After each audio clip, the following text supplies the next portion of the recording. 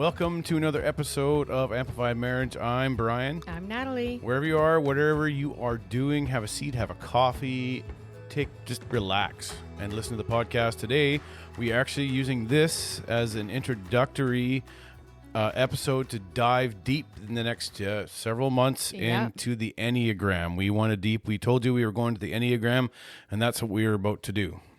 So if you missed our last podcast, it was a special Father's Day one. And we had our 3 kids on here talking real and raw about their perspective of our marriage. Absolutely. And so one of the big reasons that we had decided to do a marriage podcast was we wanted to be able to offer tools to people that needed tools, that didn't know where to look, to offer practical application, some practical transformation stories of our own walk in marriage and our own walk with the Lord. But we want to offer people some tools into how to actually embrace their marriage, realize that things aren't perfect, but that things aren't oftentimes as hopeless as they may think that it is. That's right. And we said this episodes ago, where we were that couple that really felt hopeless. We felt like we were the only ones, or seemingly the only ones, who ever had disagreements or struggled in any way, shape, or form. And it was really disheartening, and it was really debilitating as newlyweds. I mean, we were 21 and 23 when we got married, and we just felt like we had no support. And so that was like a primary thing of creating this podcast, was to share our journey throughout our marriage and provide some tools.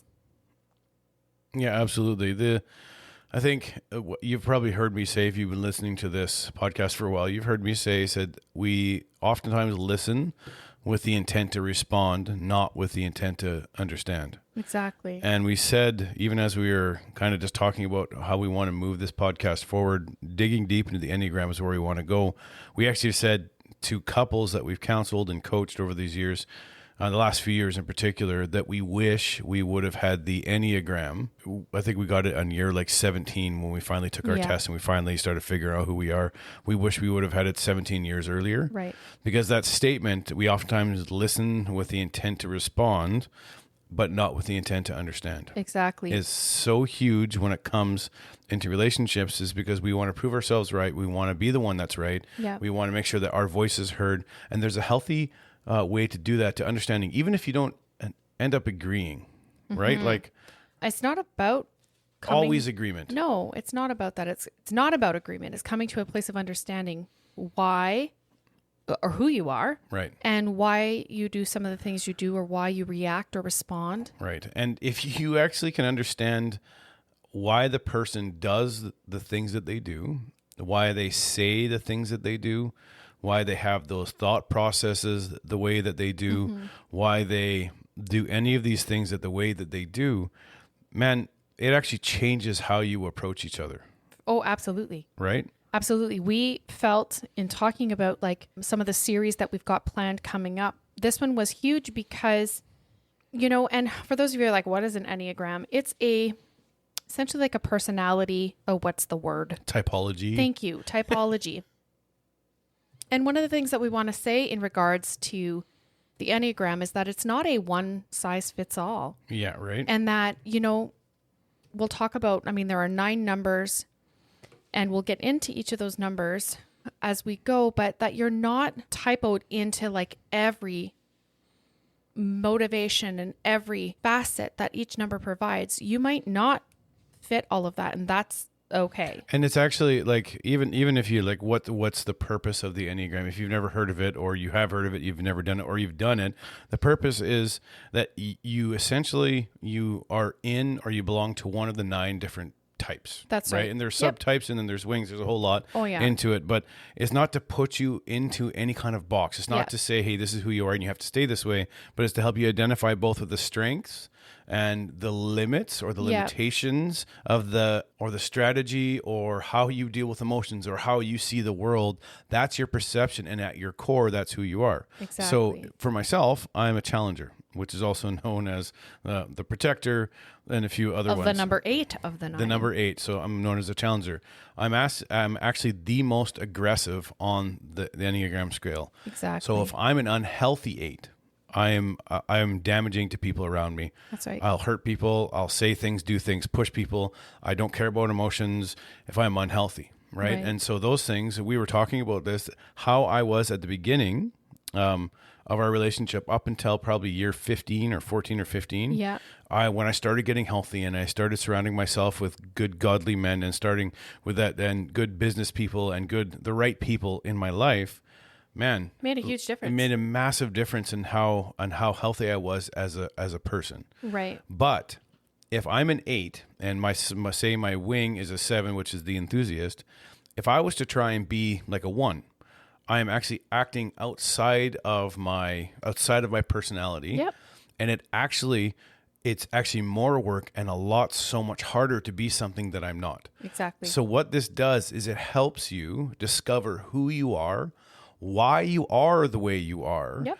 and how to actually handle things in time. And so they have the 2 different things where it talks about the stress, who you are when you're in stress, Yep. and who you are when you're when you're healthy, when you're in growth. Yeah. Right. And so I think in my mature life now, I'm more in growth ever than I am in stress. Oh, yeah. But I pretty much spent the first 35 years of my life being just in stress. And that helped form who I was. And that was very challenging. Did you see what I did there? I saw what you did there. It is very challenging.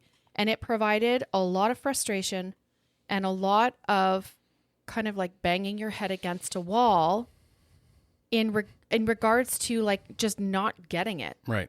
Like I was so irritated with you and you were so irritated with me. And both of us, as we were like going through prepping for the series, we were like, oh man, when we started out, we were very unhealthy. Super, super unhealthy. And boy, had we wished that we would have had this tool of this Enneagram situation all 20 years ago. Yeah.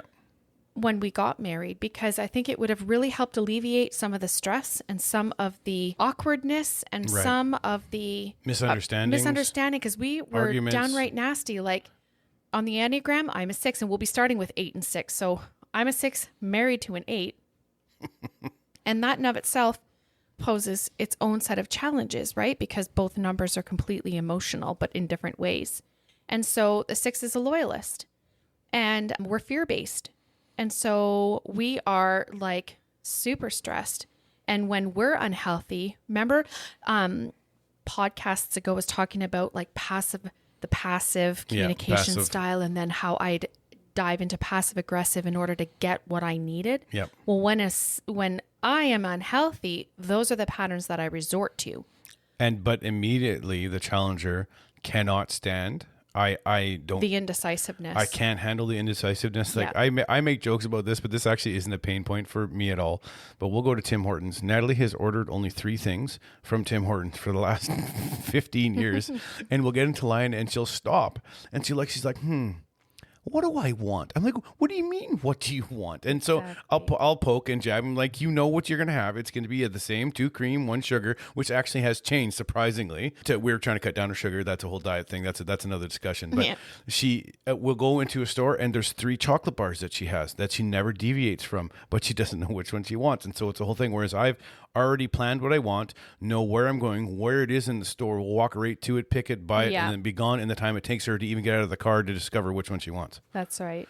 But it's just, I think it's super helpful. And I think doing this particular series will be super helpful for you. And one of the things we want to caution is typecasting other people who Do have not. not taken Yep. the test. And people will ask you, hey, well, if you're this, then what do you think I am? We don't want you doing that because, one, it puts people in a box. But it then- puts labels on people. But then you actually, because you've typecast someone, Right. you put them in the box, and so you actually respond to them in that way. That's right. This last year, when about three years ago, we went to a church conference called Team Church down in Portland, and Was it in Portland? Oh, It not was in, Portland. Tacoma, Washington. So, Washington. Wow, I don't know. I was thinking of Portland, but it was in Tacoma. And one of the things that they actually do as a team is that they have their Enneagram numbers on the door, Right. and also their disc test personalities sitting on their desk. Yep. So when, as a manager, as an 8, I know that if I go in after the 2, which is a helper, and I go at it like a bull in a china shop, Yep, you're going to damage. I will crush the helper.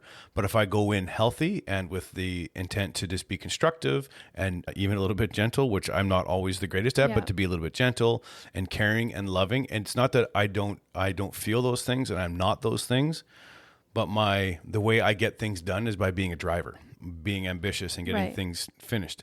But you So- can't approach everyone like that. So if you typecast people, you put them in a box that they may not be and actually behave in the way that may cause them damage That's right. by thinking that's who they are, but when they could be something else entirely. Exactly. So what can you expect? So there are 2 tests, I guess. There is one that should take about 15 minutes.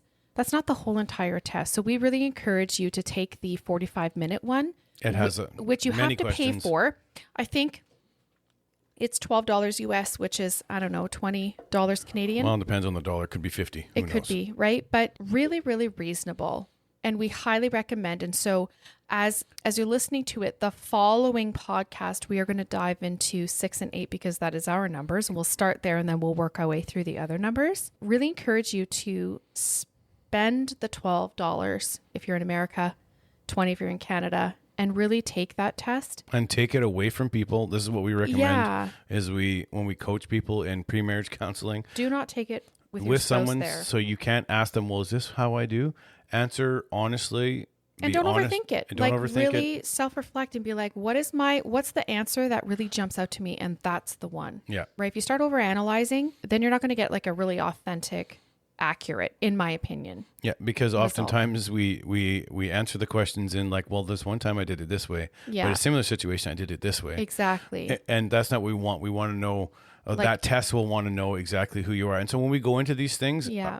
like we can't stress this enough. All of our listeners, wherever you are, whatever you're doing, Mm-hmm. we can't stress this enough that the Enneagram can 100% help you in your relationship. Now, with the Enneagram, a lot of times we were saying, Nat, is that a lot of people have done the Enneagram for business or they've done it for being an entrepreneur or how do we, I'm going to write a book and what's my style? Right. But we're coming at it from a standpoint of marriage. And Yeah. How does working and knowing the things about you, because one of the things, and we've said this in our podcast, that you would say to me all the time is like, I just don't get why you I don't understand. I don't understand why you think that, or I don't understand why you do X, Y, Z. Right. And it was really frustrating for you because you're not wired that way. And it was really frustrating for me because I'm like, you just don't, like, You're not hearing me. I am not Even you. And yeah, you're not hearing me. And why can't you just accept that I'm going to do things differently? It was really like, it was almost, we were butting heads Yep. because we just didn't understand. This really kind of opened the door again as a tool in our arsenal of tricks and tips that we've learned along the way. This one here has been, I believe, one of the most beneficial, Yep. the Enneagram. Absolutely. And it's not to say that the other personality tests aren't. Oh, we've done, I don't even know how many personality tests. And you're probably thinking, oh, good God. I really, really, really encourage you to push past, because this is not like any of the other ones we've done. Yep. So what we're going to do is we're going to post the link in the description or the link of the website that we used. We used it with our whole team for church and for our volunteer team, all the major volunteer team leads at our church. And it's actually helped us as a team. So there is so much benefit to. Oh gosh, if you're a business owner Right. and stuff. And this is like working with people or family members, friends, coworkers, employers. But we want to kind of focus it on how does this apply to marriage? But I will tell you that understanding Natalie's motivations, not only has she been able to break free from some oppressive things Yes. that happened with her family because of her understanding of that, but also, like having to really struggle through it, but understanding that if she doesn't break through these things, it'll Yep. be a lifelong or a generational thing that may be passed on to the Yep. kids just by not dealing with it. Yes. We've not only has she broken through there, but we've also broken through some major barriers in our own relationship, our own marriage, in not just the practical application of how we actually reach each other, but Right. also understanding. Like, I don't know, I can't remember the last time I ever said to you, I don't understand why you think like that. Now I know why. I've actually Like said it's to you, been a long time. I've actually said to you, like, I know why you think that way. And the funny thing is knowing actually took away the anger Sometimes Right. it's Sometimes we're still frustrated. but not angry, like not like we were before. We're like, I just don't get it. I want it raw. Yeah, And exactly. that was also the challenger was always responding that way. But I don't know. I think it's going to be a fantastic series. I think it's going to be eye-opening. So this was just a little bit into the story about how we changed. And so we're going to dig a little bit deeper into our own numbers. We will, like I said, post a link in the description. And we appreciate you listening. We appreciate you constantly sending. We got an amazing email from one of our listeners that asked about very specifically about a topic about alcoholics and how to handle an unchanging alcoholic in the home. And so we're going to be bringing that topic up and actually bringing people on to actually discuss that one. So if you're listening to this, we really appreciate you sending that email in. Yes, we have not forgotten. We are lining it up. We are lining it up to have that to be impact, because we know that that's not just a one-off. There's a lot of people struggling in this particular area, especially over COVID these last months. Yeah. And so we know you like our podcast. We know that you keep listening. We know that you keep downloading. And it does mean a lot when you share it. You let people know about it. When you let people know about us. Exactly. You can follow us on Instagram and Facebook. If you have a topic or a question or anything you'd like us to discuss, please email us at amplifiedmarriage@gmail.com. And as you have heard us say, we believe that marriage can be reset, Refreshed, recharged, and restored. Thanks for listening. Talk to you soon.